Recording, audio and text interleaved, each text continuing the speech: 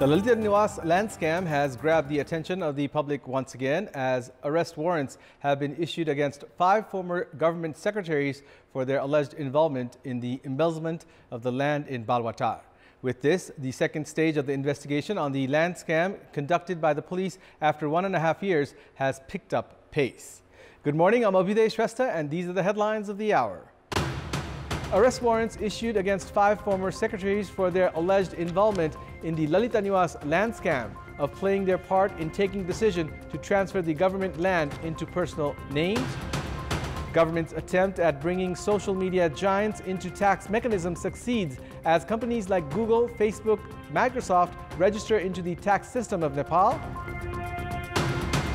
A monitoring group reveals at least 951 migrants died while trying to reach Spain by sea in the first 6 months of 2023. A report shows the victims were from 14 countries. And defending champion Elena Rybakina defeats Elise Cornet in straight sets to reach the Wimbledon third round. Stan Wawrinka also advances to the third round. Arrest warrants have been issued against 5 former secretaries for their alleged involvement in the Lalita Niwas land scam.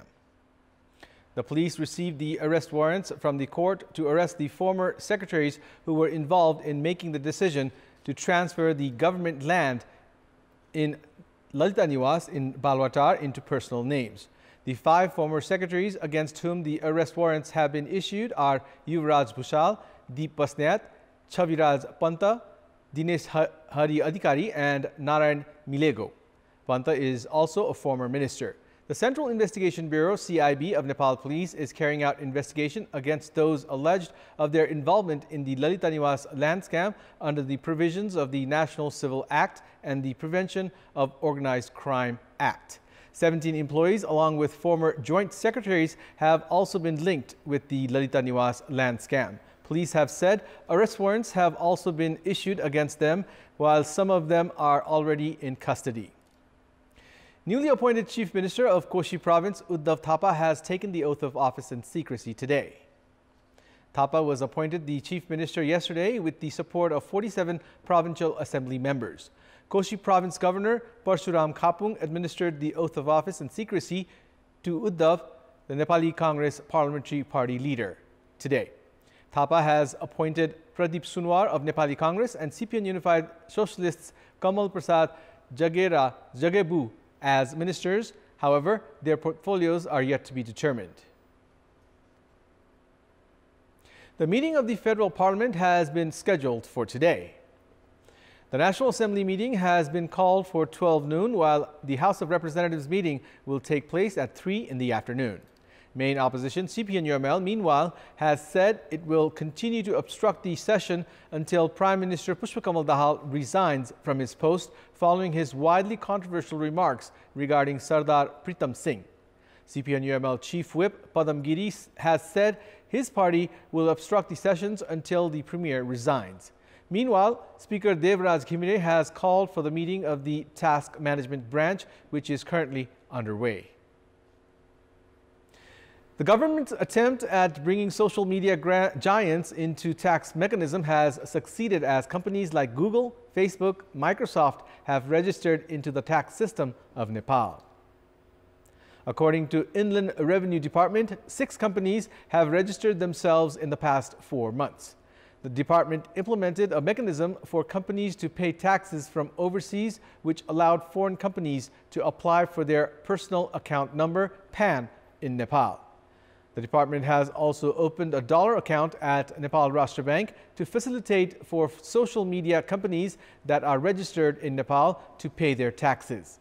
According to the department, companies that clear their taxes by the Nepalese month of Ashar are exempt of fines or additional charges. Registered companies will need to provide details of their transactions to the department, based on which the latter will determine the tax volume. The department believes this will bring into jurisdiction companies that have been doing business in Nepal but not paying taxes. The government, through its budget for the coming year, had announced of better managing digital platform and media. The budget intends to formalize the social media businesses for better monitoring. The use of social media has gone up in recent years, which has boosted advertisement business, among others. A high-level meeting between officials of Nepal and India has begun in Pokhara, considered the tourism capital of the country, to discuss on ways to conclude the detailed project report (DPR) of the Pancheshwar multipurpose project. Nepal's Energy Secretary Dinesh Ghimire and India's Water Resources Secretary Pankaj Kumar have jointly chaired the meeting. Representatives between the two countries had held their first meeting for the project some 4 years ago.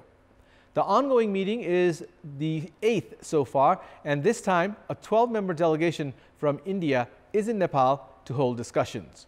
An understanding to conclude the DPR within 3 months had been reached between the two sides during Prime Minister Pushpakamal Dahal's state visit to India last month. Based on the understanding in India, the DPR must be concluded within 2 months now. The much-touted Pancheshwar multipurpose project has not kicked off despite the lapse of 27 years since the Mahakali Treaty. Nepal and India have lacked consensus on the capacity of the project, water resource allocation, profit sharing, and investment shares. The meeting in Pokhara will continue today as well, and the Ministry of Energy and Water Resources has said an agreement is expected for the DPR. Government has struggled to collect intended foreign direct investments despite reducing the minimum threshold. Of the 45 billion rupees pledged till May last year, the government could only raise 34,580 million rupees. 242 projects worth 45 billion rupees had been registered at the Department of Industries, which includes 100 in the tourism sector, 50 in the service sector, 44 in the manufacturing sector, 7 in ICT, and 5 in the infrastructure sector. In the ongoing fiscal year, this number rose to 274. However, investments have been limited to 34,580 million rupees.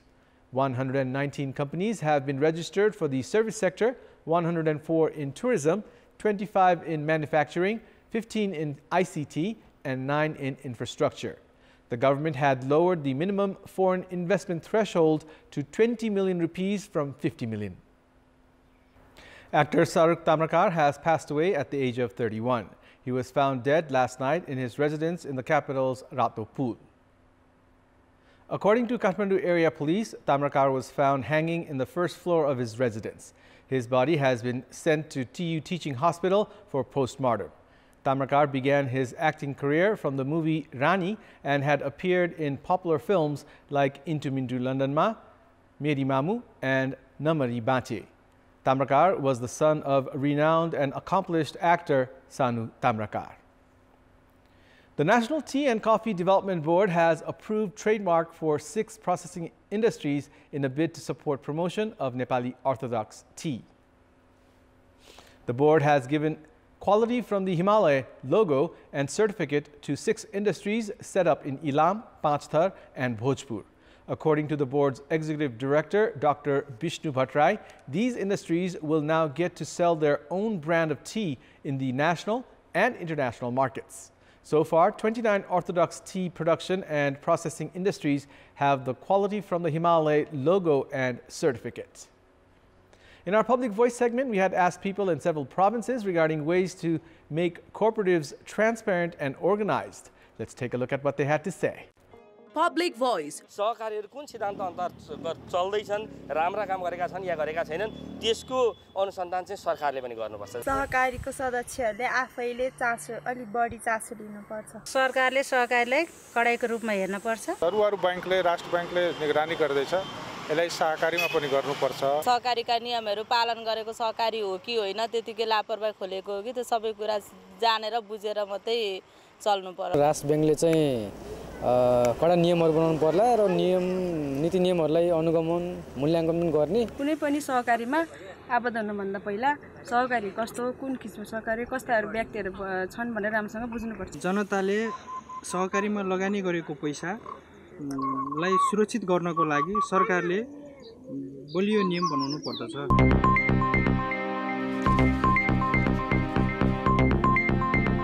It's now time for our segment Public Pulse, where you text us with your opinion.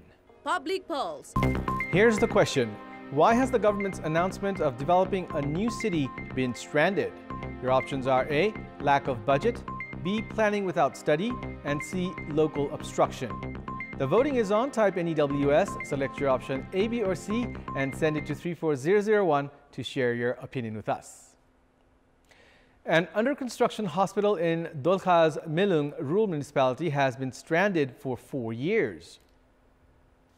The foundations of the hospital had been laid after the then Prime Minister KP Sharma Oli announced of expanding health services across the country. However, the building's construction stopped after installing the DPC.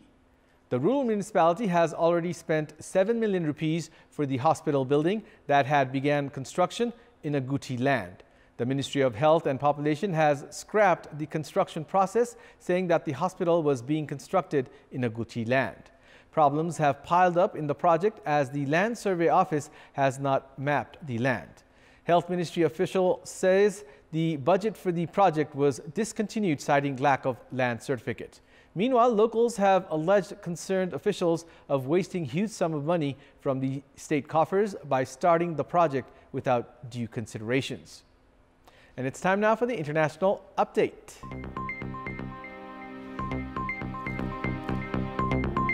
At least 951 people, including 49 children, have died while trying to reach Spain by sea in the first 6 months of 2023, according to a monitoring group. In a report released yesterday, Caminando Fronteras said the people lost at sea hailed from 14 countries: Algeria, Cameroon, Comoros, Democratic Republic of the Congo, Ethiopia, Guinea, Ivory Coast, Mali, Morocco, Senegal, Sri Lanka, Sudan, Syria, and the Gambia. On average, 5 people lost their lives every day in the first half of this year along 4 different routes: the Canary Islands route, the Al Boran Sea route, the Algerian route, and the Strait of Gibraltar route. Caminando Fronteras blamed Spain and Morocco for a lack of coordination and for failing to conduct search and rescue operations in time. It also listed other factors that led to the tragedies, including the inadequacy of resources and bad practices in rescue operations. The group said those whose bodies are retrieved are mostly buried without dignity and respect for their religious beliefs in mass graves, with a lack of identification protocols. The group, which compiled its findings from official sources, refugee communities, and rescue organizations on the ground, said 19 boats went missing with all the people on board between January and June. Spain's Interior Ministry says 12,192 people arrived by boat in the first 6 months, 4% fewer than in the same period last year. Since 2018, more than 11,200 had died or were missing after having tried to reach Spain, an average of 6 a day. Caminando Fronteras said in a report published at the end of 2022.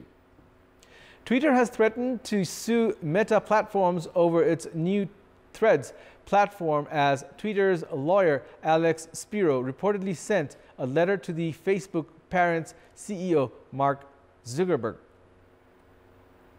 Meta, which launched Threads yesterday and has logged more than 30 million sign-ups, looks to take on Elon Musk's Twitter by taking advantage of Instagram's billions of users.